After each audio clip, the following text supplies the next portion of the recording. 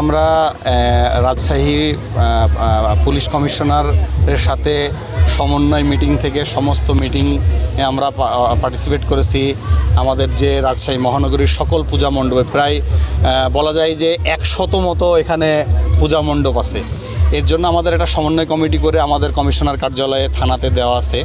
আমরা সার্বিকভাবে খোঁজখবর নিচ্ছি। তো আমরা মোটামুটি এইখানে আসতে আমাদের হয়তো একটু লেট হয়ে গেছে। তাছাড়া আমরা গ্র্যাজুয়ালি সব জায়গাতেই খোঁজখবর রাখছি, আমরা যাচ্ছি এবং আমরা এই 2 দিনে সব জায়গায় পৌঁছাতে চাই। মোটামুটি আমাদের পক্ষ থেকে একটা শুভেচ্ছা নিয়ে ওনাদের খোঁজখবর রাখা। আমরা আশা করি রাজশাহীতে সবসময় সকল ধর্ম মিলে আমরা ভালো আছি, আমরা সবসময় ভালো আছি। আমাদের এখানে কোনো ভেদাভেদ নাই। আমাদের এই সুসম্পর্ক সবসময় বিরাজমান থাকবে। ওনারা খুব নিরাপত্তার সাথে, ওনারা নির্বিঘ্নে সবসময় এখানে পূজা পালন করে আসছে।